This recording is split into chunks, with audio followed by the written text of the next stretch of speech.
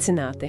Šodien parunāsim par vienu Rīgas vietu, kas daudziem, šķiet vienkārši tāda jauka promenādes daļa Ķengaragā. Es domāju, Jumprau mūiza. Jā, tāda mierīga vieta šodien, bet aiz tā miera tur slēpjas tik daudz vēstures slāņu. Tieši tā. Dažkārt to pat sauc par aizskartu jaunavu, un šis apzīmējums šķiet diezgan trāpīgs, vai ne? Pilnīgi noteikti. Un mūsu mērķis šodien ir, mēģināt atšķetināt šo sarežģīto stāstu. Mums ir vēsturiskie materiāli, kas to apraksta. Jā, paskatīsimies uz tiem galvenajiem pagriezieniem. Sāksim varbūt ar pašiem pirmsākumiem, viduslaikiem. Labi. Ironiski, bet pats pirmais zināmais nosaukums bija Blomendal. Tas nozīmē ziedu ieleja. Ak, cik skaisti! Jā, un tas bija jau 1256. gads, kad Rīgas arhibīskops Alberts II šo zemi uzdāvina. Kam tad viņš to dāvina? Svētā Jēkaba cisterciešu sieviešu klosterim, un šīs te mūķenes viņa šo vietu padarīja par, faktiski vienu no lielākajām muižām Rīgas apkārtnē. Tik lielu. Jā, milzīgs īpašums. Un tad arī nosaukums mainījās uz Jungfernhof, tas ir Jaunavu muiža. Tā tad arī Jumprau mūiža, vai ne? Vēlāk maz Jumprau mūiža. Tieši tā. Un avotos pat minēts klostra ēkas, parks, tas viss ir redzams kartēs līdz pat 18. gadsimtam. Sākumā tiešām tāda, idiliska vieta. Bet, kā jau bieži notiek, idili neturpinājās ilgi. Diemžēl nē. Pēc reformācijas īpašnieki mainās. Kādu laiku tur ir jezuīti, poļu laikā. Un tad nāca zviedri. Jā. Tad zviedru karalis Gustavs Ādolfs, viņš šo muižu piešķīra, kā viņu sauc? Martinam Vulfam. Viņš bija Rības monētu kaltuves meistars. Interesanti. Un viņš tur ilgi saimniekoja. Ne viņš, bet viņa dēli. Un viņi jau bija Vulfšildi. Un viņi to 1636. gadā pārdeva. Kam? Bet tas jau laikam neglāba no tālākiem satricinājumiem. Domāju, lielais ziemiekarš. Jā, tas šeit atstāja pamatīgas pēdas. Ir pat tā leģenda par Kārli 12. un Zviedriem. Tā, kas 1700. gadā pie Daugavas pārceltuves pārsteidza sakšas.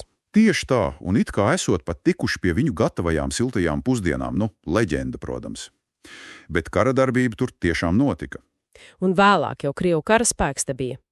Jā, 1709. gadā viņa atgriezās, un tad bija tāds Rīgas apriņķa fokts, vietējais pārvaldnieks, Pauls Brokhauzens.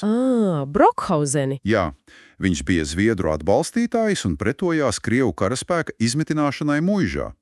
Un par to viņu, skarbi, bet 1716. gadā izsūtīja uz Sibīriju. Ak, vai? Bet muiža palika viņa dēliem? Jā, palika dēliem, un viens no tiem, Georgs Brokhauzens, kļuva, bēdīgi slavens. Ar ko tad? Ar savu skopumu. Viņš izdarīja ko? Faktiski neticam.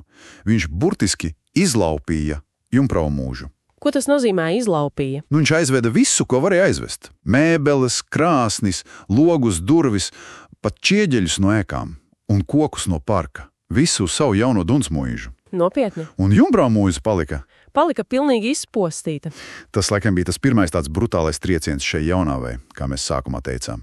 Pēc kaut tāda pilsētai droši vien bija grūti visu atjaunot. Protams. Un teritorija bija milzīga, tāpēc daļu zemes atdalīja nost Olaini, vēlāk Drēliņus. Un kur riena pašu muižas centru? Tur Daugavas krastā uzcēla jaunu kungu māju, tādu vienkāršāku, pēc pilsētas arhitekta Haberlanda projekta. Un tad sāka muižu iznomāt. Un tad parādās tas interesantais nomnieks, mākslinieks. Tieši tā, Johans Heinrichs Baumanis. Viņš bija nomnieks un mākslinieks. Ko viņš tur darīja? Gleznoja. Gleznoja gan, bet viņš bija arī kaislīgs mednieks un, kā stāsta, liels stāstnieks. Viņu pat dēvrēja par Kurzemes Minhauzenu. Tiešām. Tik neticams stāstus stāstīja. Acīm redzot, ļoti aizraujošs. Viņš ir radījis milzīgi daudzumu darbu, ap 1000, kaut gan saglabājušies tikai kādi 42.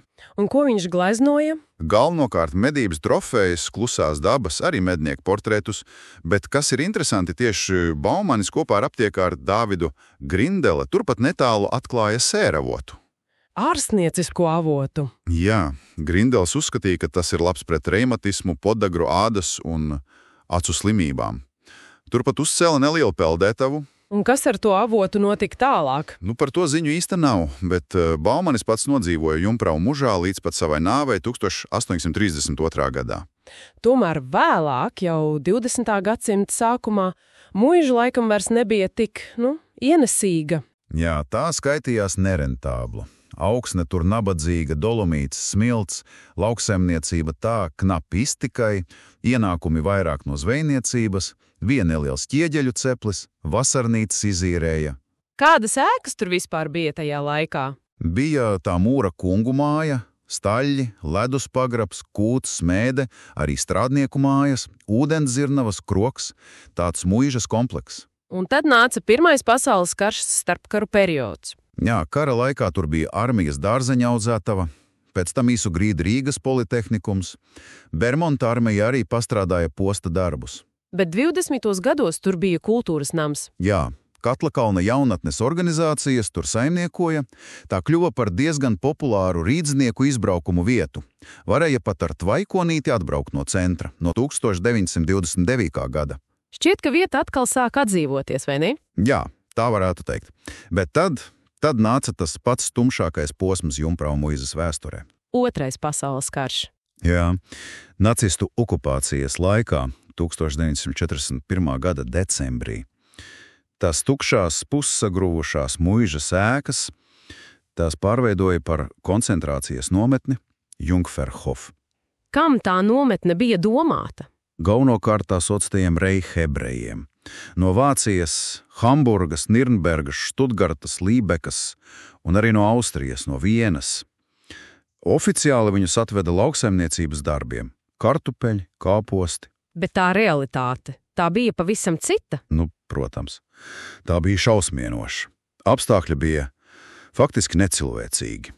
Vienlaikus tur bija ieslodzīti līdz pat 4000, varbūt pat 4500 cilvēku. Tajās pussagruvušajās ēkās. Jā, bez durvīm, bez logiem, bez krāsnīm, jumti bojāti, un tas viss bargā ziemā. Stāsta, ka sals bijis pat -45 grādi. Neaptverami. Pirmajā ziemā vien 41. 42. gadā nomira ap 900 cilvēku. No augstuma, bāda, tīfa, citām slimībām, un arī nošāva daudzus. Un mirušos? Mirušos apraka masu kapā, tur bija kartupeļu lauks, to uzspridzināja, un tur viņus apbedīja.